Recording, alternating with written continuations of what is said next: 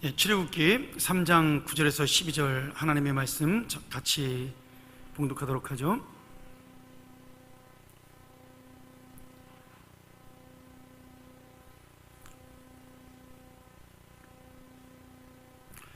우리 한번 오늘 귀한 은혜 구하면서 함께 봉독했으면 좋겠습니다. 자, 시작.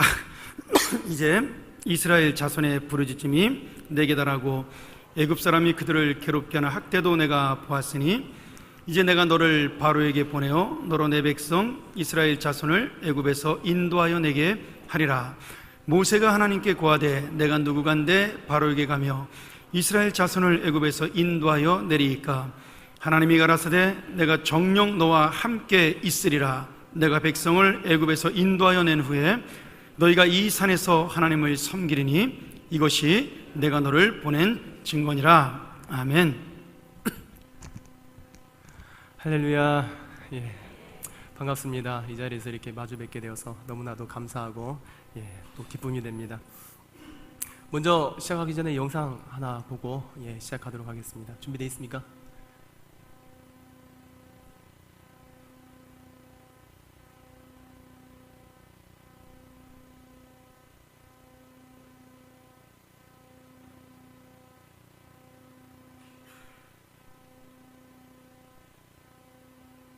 안녕하세요. 김희균 선교사입니다.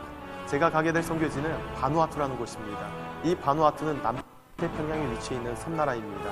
호주와 뉴질랜드 사이에 있고 4개의 큰 섬으로 이루어져 있는데 저희 가정이 가게 될 곳은 산토라는 섬으로 가장 큰 섬입니다. 그곳에는 아직도 추장과 주술사를 중심으로 원시 문화를 이루면서 살아가고 있는 부족들이 다수가 존재하고 있습니다. 이들은 산속 깊은 곳에서 시족 사회를 이루면서 흩어져 살고 있습니다. 그야말로 세상과 단절한 채 살아가는 이전도 종족인 것입니다. 따라서 누군가가 그들을 향해서 복음을 들고 찾아가지 않으면 그들은 평생 복음을 들을 기회조차 얻을 수 없는 사람들인 것입니다. 하나님께서 그곳에 저희 가정을 부르셨습니다. 아브라함이 하나님의 말씀을 따라갔던 것처럼 부르신 그분을 바라보며 이제 하나님의 말씀을 따라서 그곳을 향해서 저희 가정이 나아가고자 합니다. 사랑하는 성도님들, 저희 가정과 또한 산토 부시미션 바누아투의 부족 선교를 위해서 함께 기도해 주시기를 부탁드리겠습니다. 감사합니다.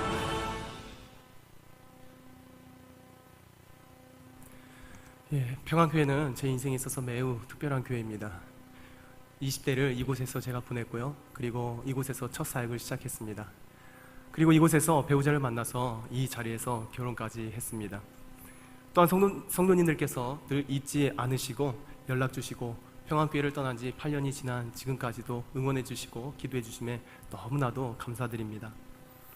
저희 가정은 지난 2월 부산에 있는 호산나 교회에서 선교 파송을 받았습니다. 그리고 현재는 여수에서 MTI라는 선교 언어 훈련 하는 곳에서 이제 언어 훈련을 받고 있습니다. 처음에는 저희가 이제 2월 달에 파송을 받고 바로 이제 출국하려고 했습니다. 그래서 이제 언어 훈련을 이제 국외에서 이제 받으려고 했었습니다. 그런데 하나님께서 다 이게 하나하나 막으시고 딱 여수에 남아있는 MTI라는 그곳 하나만 딱 남겨놓으셨습니다. 그래서 울며 겨자 먹기로 그냥 그곳을 갔습니다. 가서 그곳에서 훈련을 받는데 하나님의 인도하심이 있었고 또한 뜻이 있었음을 곧 발견하게 되었습니다. 저희 아내가요, 한 작년 12월 달에 이 선교를 나가기 위해서 건강검진을 받았는데 이 대항성 궤장염이라고 이 병명이 그게 발견된 거예요. 그래서 그것 때문에 굉장히 고생을 많이 했습니다. 그런데 하나님께서 여수에 있는 동안 정말 귀한 사람들을 붙여주시고 만나게 하셔서 그 병이 깨끗하게 몇 주 전에 깨끗하게 하나님께서 치료해 주셨어요. 그래서 너무 감사하죠. 그래서 정말 하나님의 정말 인도하심이 있고 하나님께서 이 일을 위해서 참 준비시키시는구나 라는 것을 깊이 깨달았습니다. 저희가 이제 7월 말까지요 이제 여수에서 훈련을 받고 그리고 이제 8월 달은 충북 보은에 있는 아까 양계를 말씀하셨는데요. 그곳에 가서 이제 공동체 생활을 한 달 동안 배우고 나서 그리고 이제 8월 말이나 9월 초쯤에 출국할 예정입니다. 뒤를 돌아볼 때 모든 것이 정말 하나님의 인도하심이었음을 고백할 수밖에 없습니다. 하나님께서 모세를 부르시고 그리고 또한 저희 가정을 모세를 부르신 같이 또한 저희 가정을 부르셨습니다. 왜 부르셨을까요? 오늘 본문에 읽은 말씀처럼 9절 10절에 보면 이제 가라 이스라엘 자손의 부르짖음이 내게 달하고 애굽 사람이 그들을 괴롭히는 학대도 내가 보았으니 이제 내가 너를 바로에게 보내어 너에게 내 백성 이스라엘 자손을 애굽에서 인도하여 내게 하리라. 하나님께서 모세를 부르셨습니다. 그리고 가라 말씀하셨습니다. 고통당하는 내 백성을 애굽의 손안에서 건져내라는 것입니다. 그 일을 위해서 모세를 부르시고 보내신 같이 또한 저희 가정을 부르시고 보내십니다. 사탄의 지배 아래 어둠 속에서 고통당하는 당신의 백성을 건져내시기 위해서 그들을 건져내서 세례를 베풀고 주님의 말씀을 가르쳐 지키게 하고 이 세상 속에서 이제는 그리스도의 증인으로 살아가도록 하는 일을 위하여서 저희 가정을 부르셨습니다. 하나님께서 이 일을 위해 저희 가정을 바누아투라는 나라로 보내십니다. 여러분, 바누아투라는 나라를 들어보셨습니까? 이름이 굉장히 생소하시죠? 그래서 이 나라에 대해서 PPT를 가지고 좀 잠깐 한번 짧은 시간 안에 조금 설명을 먼저 드리도록 하겠습니다. PPT 띄워주시고요. 많은 분들이 질문을 하세요. 어떻게 해서 그 나라에 가게 되냐고요.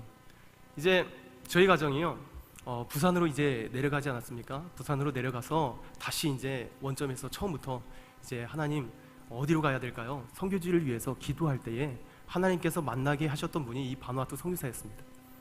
그 선교사님과 이제 같이 선교에 대해서 얘기를 나눌 때에 하나님께서 저와 제 아내의 마음에 하나님께서 그곳을 가기를 원하신다라는 확신의 마음을 주셨습니다. 물론 이제 가기까지 또 기다림의 시간이 필요했지만 하나님의 때가 되었을 때에 하나님께서 선교 파송의 문을 열어주셨습니다. 보시죠? 이게 바누아투 국기입니다. 이 빨간색이 이제 화합을 뜻하고요. 이 초록색이 그 나라의 이제 초록색의 그 국토를 나타냅니다. 그리고 이제 까만색은 그 사람들의 피부 색깔을 나타내고요. 노란색은 이제 빛을 나타냅니다. 그리고 가운데 동그란 게 보이시죠? 이게 뭐 같습니까? 이 산돼지의 송곳니입니다.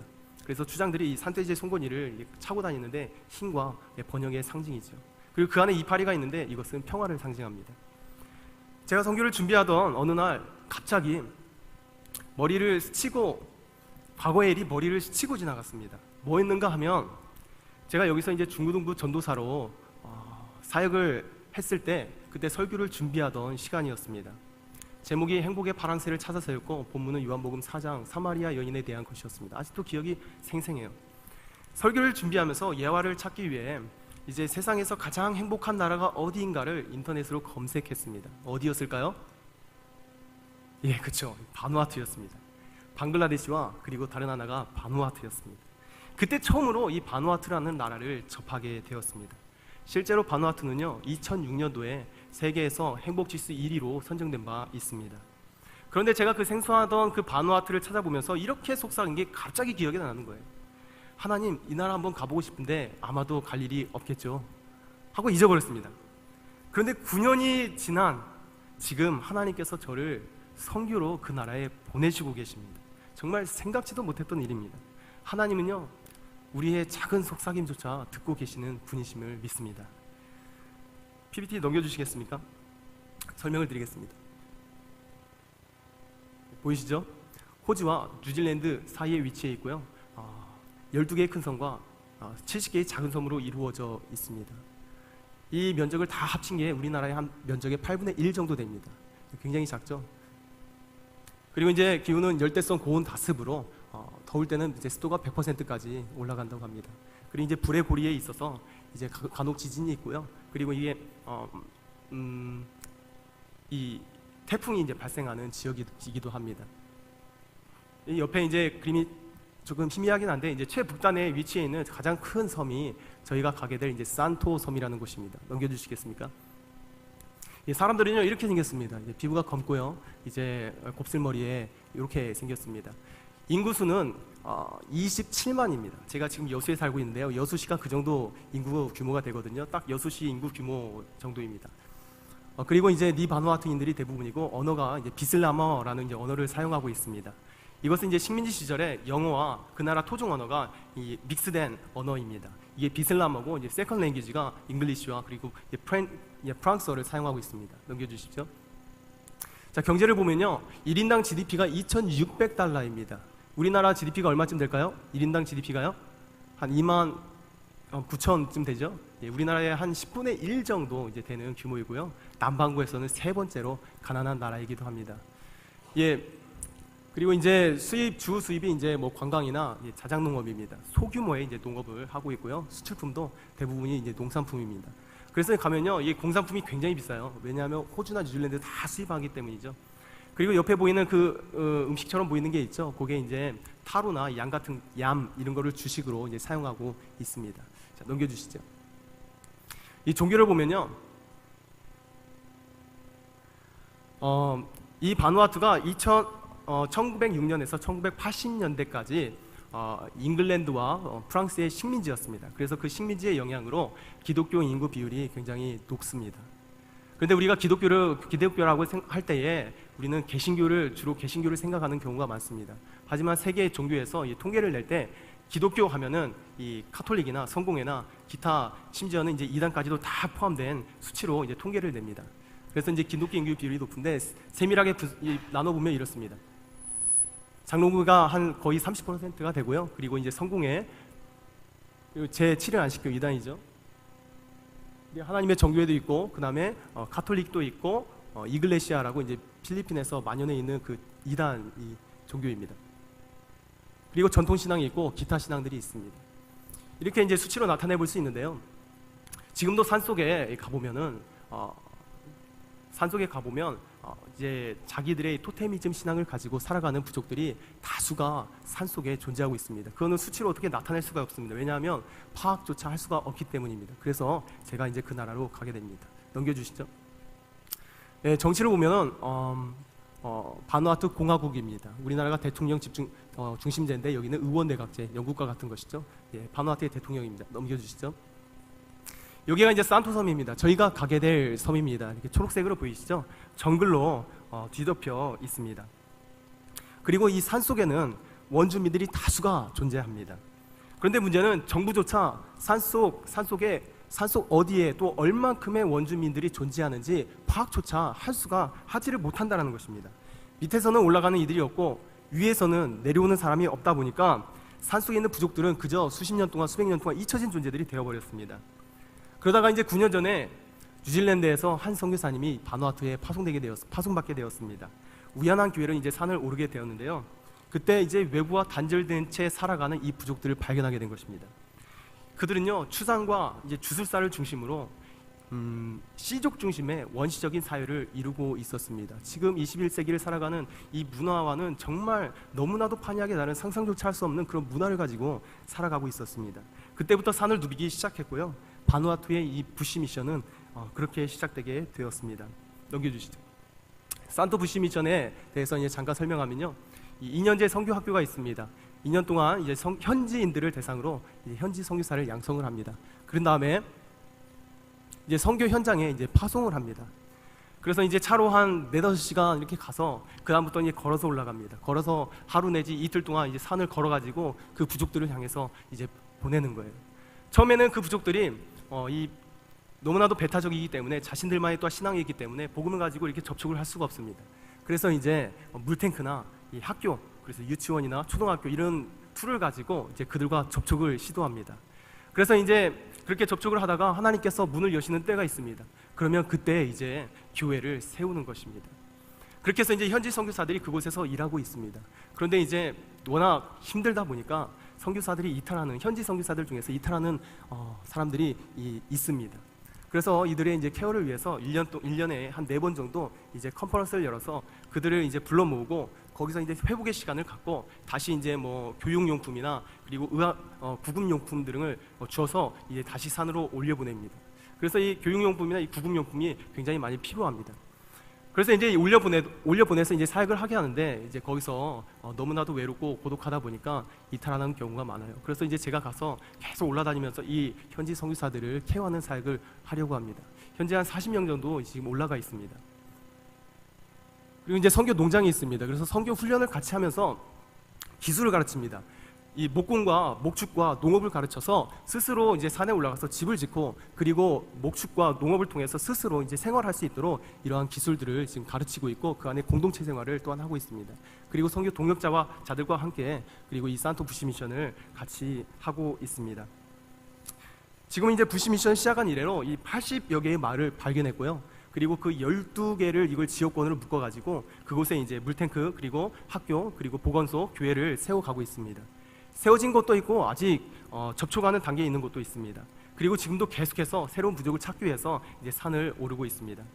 앞으로 목표하는 바는 자국민이, 즉 바누아투 현지 선교사들과 현지 교회들이 바누아투의 부시 미션을 해 가도록 하는 것입니다. 저는 그 다리의 역할을 하는 것이죠. 그래서 지금도 이제 현지 장로 교단과 함께 연계해서 이 일들을 진행해 가고 있고요. 앞으로 조금씩 이양해 가는 작업들을 하게 될 것입니다. PPT 내려주시고요. 선교를 준비하던 어느 날 하나님께 제가 이렇게 질문한 적이 있습니다. 하나님, 복음화율이 이렇게 높은 바누아투에 제가 왜 가야 합니까? 중동이나 중앙아시아나 북아프리카 같이 복음화율이 굉장히 낮은 나라들이 그렇게 많은데요. 하나님의 대답은 간단했습니다. 산속에 있는 부족들을 위해서 가는 이가 없으니 네가 가라는 것입니다.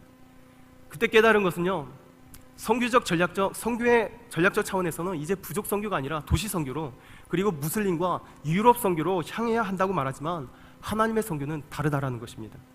하나님의 선교는 전 세계 모든 나라, 모든 민족을 향하고 계신 줄 믿으시기 바랍니다. 그렇기 때문에 우리도 역시 어떤 특정한 지역이 아니라 전 세계를 향해서 관심을 가져야 하는 것이죠. 그리고 우리도 역시 타문화권, 그래서 우리도 타문화권 선교를 하는 것입니다. 어떤 분들은 이렇게 말합니다. 아니, 한국에도 복음 필요한 곳이 그렇게 많고 갈수록 무종교를 추구하는 이들이 많아지고 있지 않습니까? 그러면은 이 선교에 대한 모든 예산과 모든 헌신을 우리나라의 선교를 위해서 쏟아 부어야지요. 그리고 나서 우리나라가 복음화 된 다음에 그 다음에 타문화 선교를 해야 하는 것 아니겠습니까? 맞는 것 같지만요, 우리는 그렇게 하지 않습니다. 그렇죠? 예를 들자면 이런 거예요. 우리 가정이 지금 복음화가 되지 않았는데 다른 사람에게 전도하면 안 되는 건가요? 내 가족의 구성원이 다 복음화되고 나서야, 그때서야 다른 사람에게 전도를 해야 되는 건가요? 아닙니다. 아니지요. 예수님께서 말씀하시기를 너희는 가라. 어디로? 예루살렘으로, 그리고 유대로, 사마리아로, 땅 끝까지 가라 말씀하십니다. 이 말씀은요, 예루살렘의 복음화가 끝나고 나서 유대로 가고, 유대가 끝나고 나서 사마리아로 가고, 사마리아 끝나고 나서 이제 타문의 모든 지역으로 가는, 그것을 의미하는 것이 아닙니다. 순차적으로 이루어지는 것이 아니라 동시다발적으로 이루어지는 것이 바로 하나님의 선교인 것입니다. 그래서 하나님께서는 전 세계에 복음이 필요한 모든 것으로 당신의 자녀들을 동시다발적으로 부르시고 보내시는 줄로 믿습니다. 저희 가족만 부르시고 보내시나요? 그렇지 않죠. 예수 그리스도를 믿는 모든 이들을 하나님께서는 보내십니다. 그것이 바로 하나님의 선교입니다.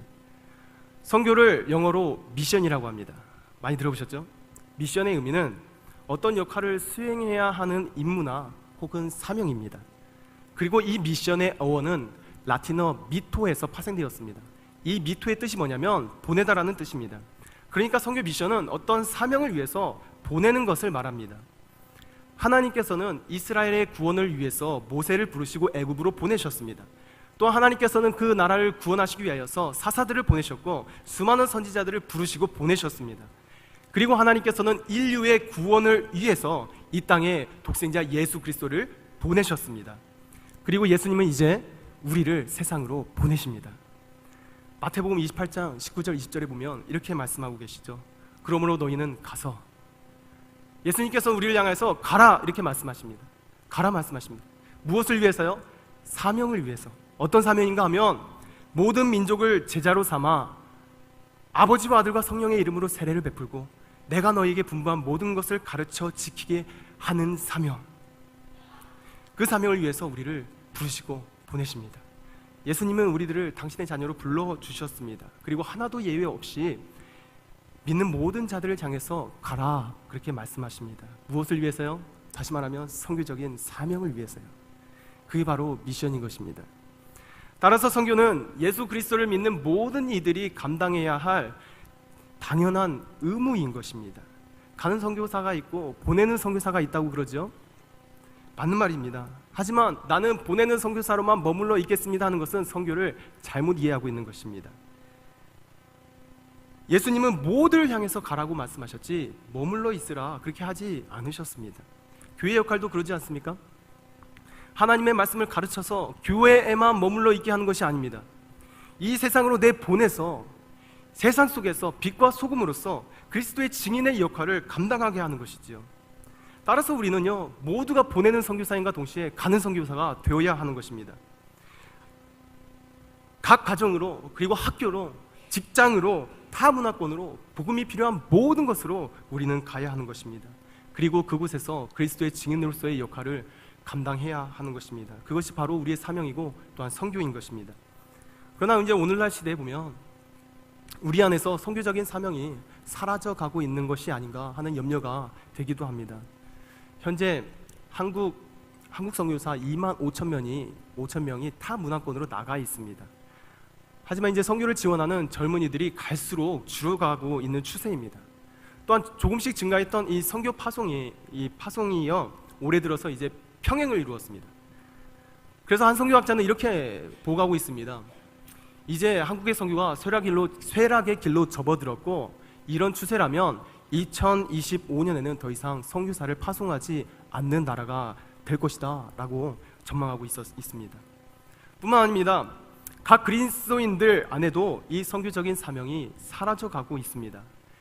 예수님께서는 분명히 무거운 짐을, 이 죄의 짐을 내려놓고 주님이 주시는 사명의 멍에를 짊어지라 이렇게 말씀하시지요.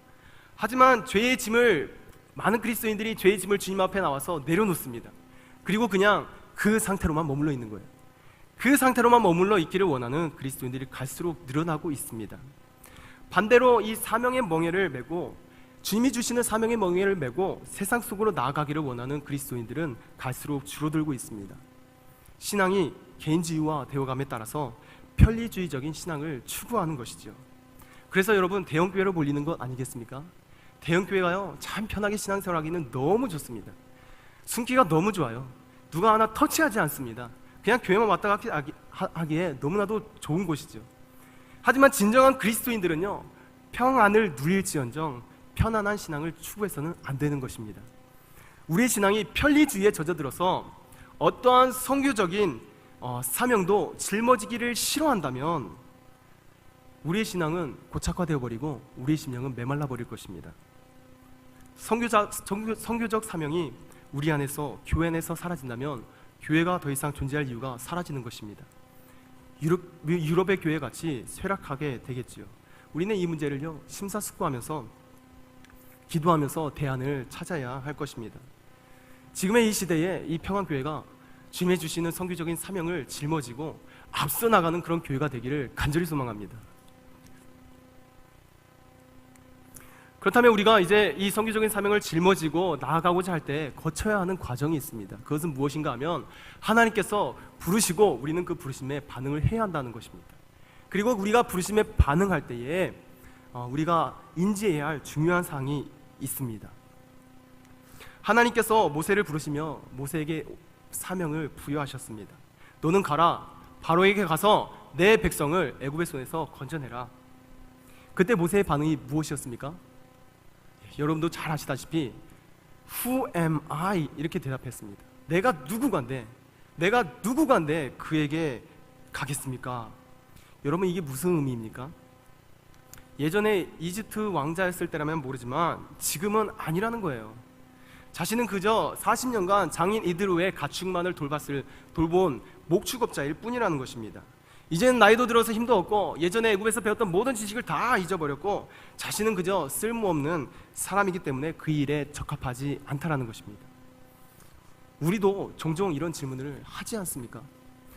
하나님께서는 자기의 기쁘신 뜻을 위하여서 각 사람의 마음에 소원을 두고 행하게 하신다 하셨습니다. 그래서 하나님께서는요, 각 사람의 마음에 어떠한 선교적인 사명을 주신다고요. 주시고 가라 하신다고요. 저기 가정을 향해서, 그리고 학교를 향해서, 직장을 향해서 주님께서는 복음이 필요한 곳을 향해서 가라 그렇게 말씀하신다고요. 혹은 선교적인 부담을 주신다고요. 그러면 우리는요, 스스로 이렇게 말합니다. 모세와 같이 Who am I? 내가 누군데요? 내가 누군데 그 일을 하겠습니까? 그러다가 한 번 더 누군가를 통해서 제안을 받는단 말이죠. 그러면 한 번 더 Who am I? 라는 질문을 그렇게 답변하게 됩니다. 우리는 하나님의 부르심 앞에서 이런 핑계 저런 핑계를 대면서 결국에는 나는 하나님의 부르심에 적합하지 않은 자라는 결론을 내리게 되죠. 하나님께서 원하시는 선교적 사명에 내가 누구간데 Who am I? 라는 질문을 들이대면 우리는요 아무것도 할 수가 없습니다. 여러분 엘리야를 보십시오.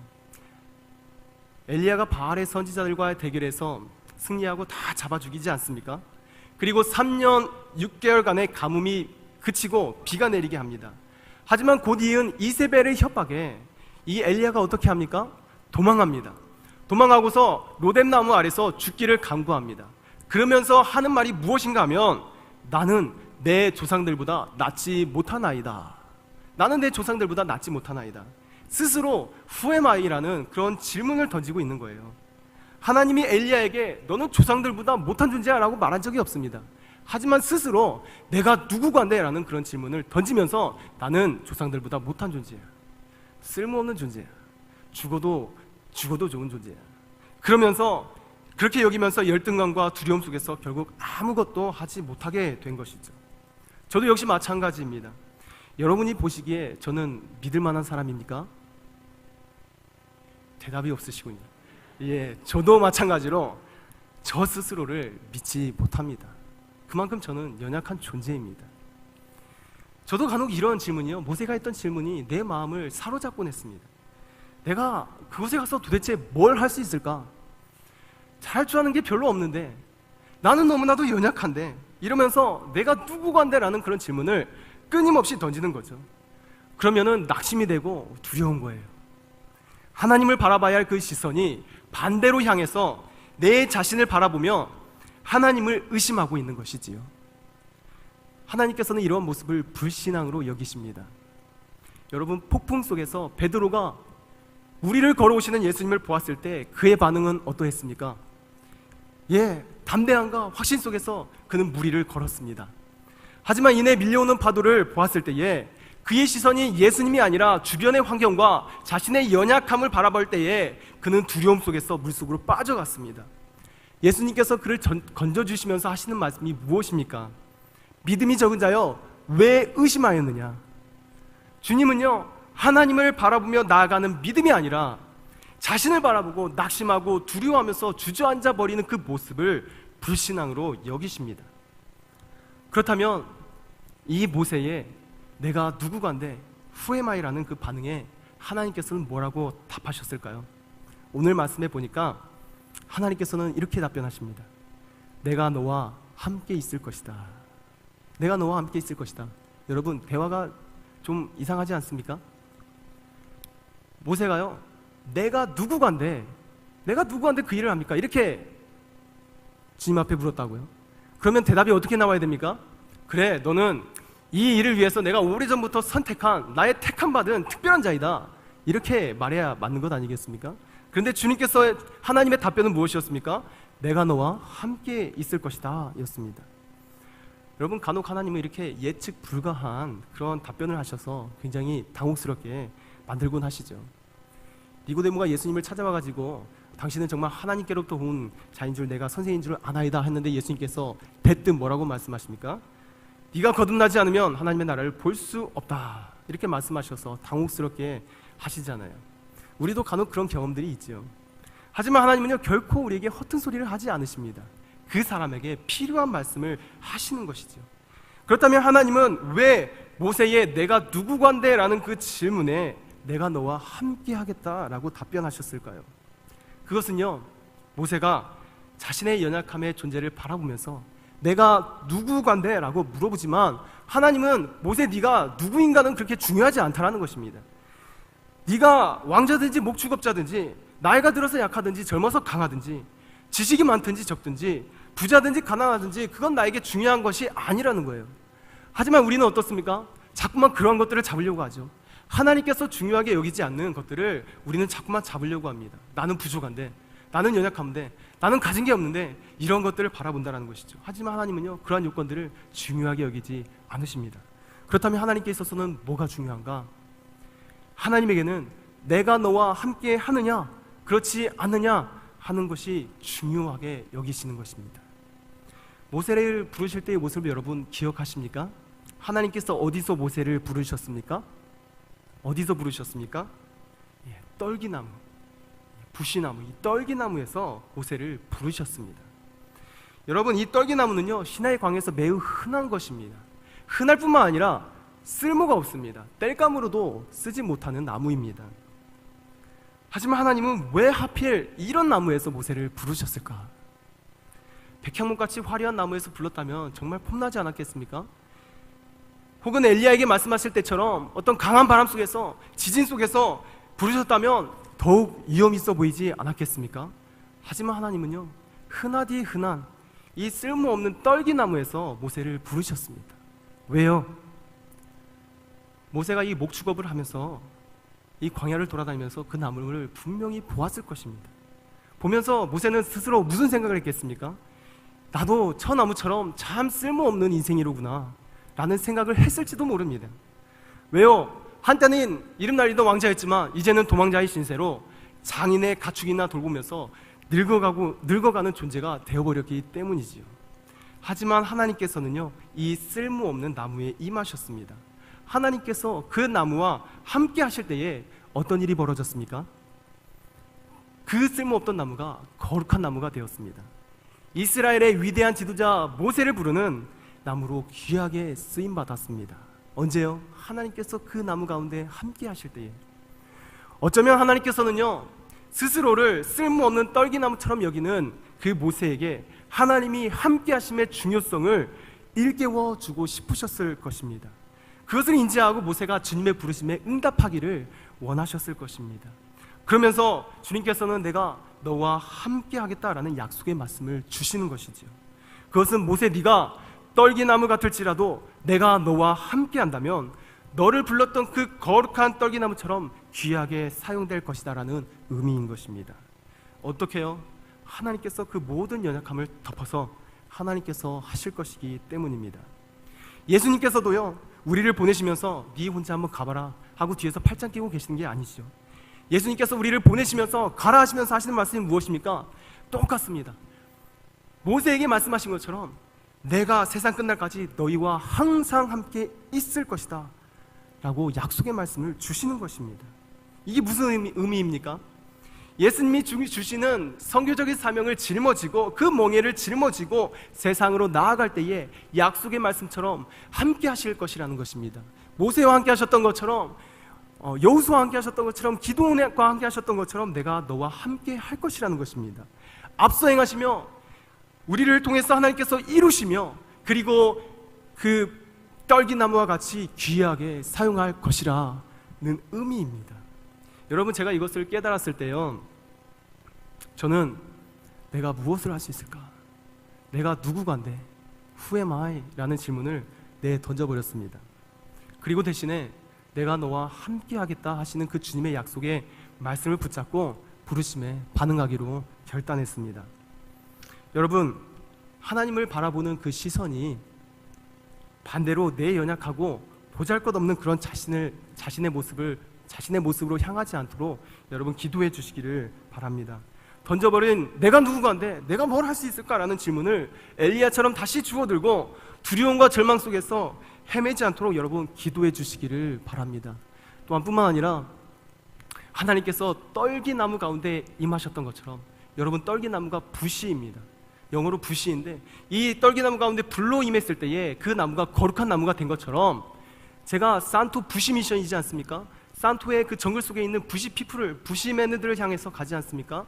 그 부시 가운데 하나님께서 그 부시 미션 가운데 성령의 불로 임하셔서 그 땅이 거룩한 땅이 되도록 여러분 위하여서 또한 기도해 주시기를 간절히 부탁드립니다.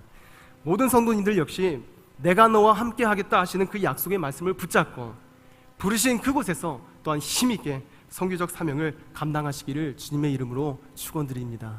아멘. 함께 같이 기도하겠습니다. 참 좋으신 하나님 감사합니다. 우리를 주님의 자녀로 불러주신 것도 감사한데 우리에게 선교적인 사명을 주시면서 그 멍에를 짊어지게 하시면서 또한 함께 동행하여 주심도 너무나도 감사합니다. 하나님, 그것은요 우리가 하는 것이 아니라 하나님께서 하시는 것입니다. 우리는 그저 하나님의 약속의 말씀을 붙잡고 나아갈 뿐입니다. 하나님, 우리가 주님의 그 부르심 앞에 반응하는 우리 모두가 되게 하여 주옵소서. 또한 이 시대 가운데 선교적 사명이 사라져가는 이 시대 가운데서 이 평안교회가 주님의 그 선교적인 사명을 짊어지고 앞서 나아가는 그런 교회가 되게 하여 주시옵소서. 감사드리며 예수님의 이름으로 기도드리옵나이다. 아멘.